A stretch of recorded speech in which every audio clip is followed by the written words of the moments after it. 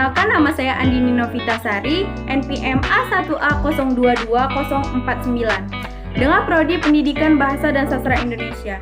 Saya di sini akan menjelaskan tentang materi bab 4, yaitu konsep manajemen pendidikan tingkat sekolah dasar.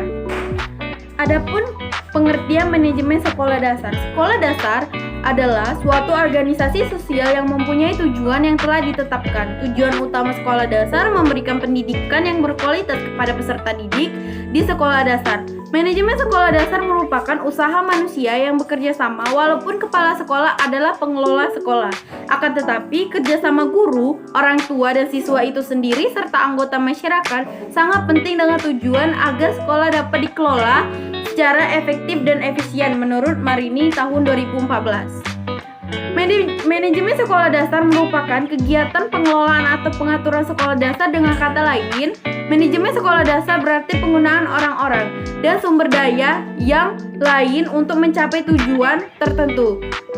Di sekolah dasar, kepala sekolah sebagai pengelolaan perlu mengungkapkan manusia sebagai material dan sumber daya finansial yang untuk memenuhi tujuan sekolah yang telah ditetapkan menurut Marini tahun 2014. Adapun peran manajemen yang dilakukan oleh guru-guru di sekolah dasar menurut Marini tahun 2014. Yang pertama yaitu bekerja sama dengan kepala sekolah dan guru-guru yang lain dalam persiapan dan pengembangan pengajaran, bahan ajaran, program, metode, dan penilaian. Yang kedua, berpartisipasi dalam pertemuan yang berhubungan dengan kurikulum sekolah atau administrasi serta organisasi sekolah. Yang ketiga, berkontribusi pada seleksi pengembangan profesi dari guru yang lainnya. Yang keempat, mengkoordinasi atau mengelola pekerjaan guru-guru lainnya. Yang kelima, melakukan pengelolaan kegiatan yang berhubungan dengan kurikulum dan partisipasi pada bagian yang dibutuhkan di dalam review dan pengembangan fungsi sekolah. Yang terakhir adalah berpartisipasi dalam tugas administrasi dan orang-orang yang memberikan dukungan kepada guru serta pengelokasian peralatan dan material. B. Kerangka manajemen sekolah dasar. Kerangka manajemen untuk sekolah dasar harus meliputi pernyataan eksplisit mengenai kewajiban yang tanggung jawab semua pegawai sehubung dengan manajemen pembelajaran siswa dan kurikulum. Yang pertama adalah perencanaan semua kegiatan dan program sekolah dasar pada awalnya, yaitu pengakuan pengerjaan akademik, kegiatan kokurikulum, kegiatan promosi siswa ke kelas yang lebih tinggi, pertemuan pegawai, asosiasi, guru, dan orang tua. Yang kedua, distribusi kegiatan akademik dan kokurikulum di antara anggota pegawai sesuai dengan minat, kemampuan, dan pengalaman. Yang ketiga, persiapan anggaran tahunan yang menunjukkan penerimaan dan pengeluaran. Yang keempat, persiapan jadwal kegiatan. Yang kelima, penyediaan pegawai. Yang keenam, penyiapan peralatan atau furniture termasuk pembelian, pemeliharaan, perbaikan. Yang ketujuh, penyediaan buku untuk perpustakaan sekolah termasuk pembelian dan pemeliharaan. Dan yang ke-8, kegiatan kurikulum. Yang ke-9, pemeliharaan catatan pengawasan kelas secara reguler. Yang ke-10, pengawasan ujian setiap bulan, setiap semester, dan setiap tahun. Dan yang terakhir, promosi siswa ke kelas yang lebih tinggi, koordinasi pekerjaan guru, dan lain-lainnya.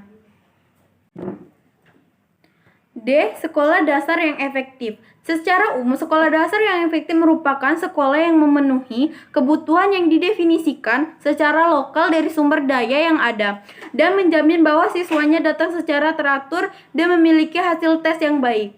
Sekolah akan efektif tidak memiliki pemimpin yang kuat. Keterlibatan orang tua di dalam proses yang dilakukan sekolah bebas dari kontrol dan pengaturan eksternal yang terlebih memiliki guru-guru dengan kualitas yang tinggi.